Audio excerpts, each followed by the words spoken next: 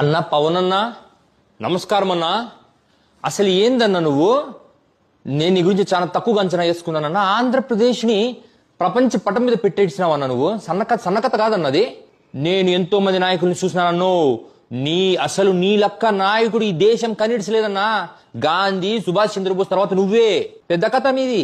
ఇప్పుడు నువ్వు నిన్న తిరుపతి నుంచి పళనికి బస్సు జెండా ఊపినావు చూడి. అసలు నా జెండా చూసి నాకు ఏందన్నా ఇంత అభివృద్ధి. ఏకంగా తిరుపతి నుంచి పళనికి బస్సు ఎవడన్నా ఏడుస్తారన్నా. పళనికి బస్సు వేసినావు. అసలు ఆ సీన్ చూసి నా ఒళ్ళు గగురుపాటు పొడిసిడిచిందన్నా.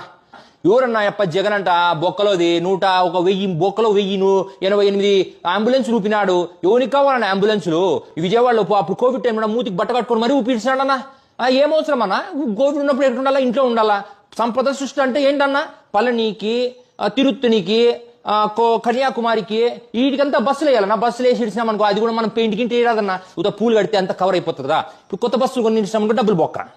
ఈ పాత బస్సులకి 2 అటుకోటి ఇటుకో దిమ్మ కట్టేసి మనం ఇడిచిచ్చినామనుకో జనాలు పళనికి పోతారు.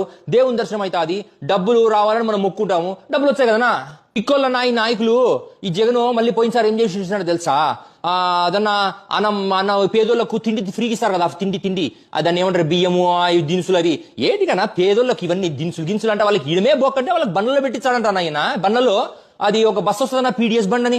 ఓయమ్మ ఎన్నో అవి కూడా దాదాపు 1000 పైసలు కన్నా బండ్లు అవి కూడా వదిలిచ్చినాడు. దాన్ని చెప్పినాము అప్పుడే, వద్దప్ప ఈ బండ్లన్నీ మాకొద్దు, మేము లైన్లో నిలబడి తీసుకుంటాము, ఇండ్లకాడికి నువ్వు పంపించడం ఏంది అని చెప్పినాం. లేలే నువ్వు ఇంటికాడ తీసుకోవాలా? ఏం తమాషాలా? ఇంటి అంటే మీకు మర్యాద ఉండదా? మాకేందన్నా మర్యాద రోడ్డు మీద నిలబడి తీసుకుంటే ఫీల్ బాగుంటుంది కదన్నా.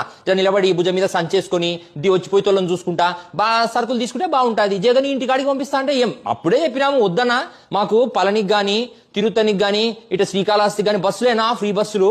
ఇంకా బస్సులో పోయి మేము దేవుని మొక్కుంటాం, ఆ డబ్బులు వచ్చేస్తాయి కదన్నా అని మేము చెప్పినా.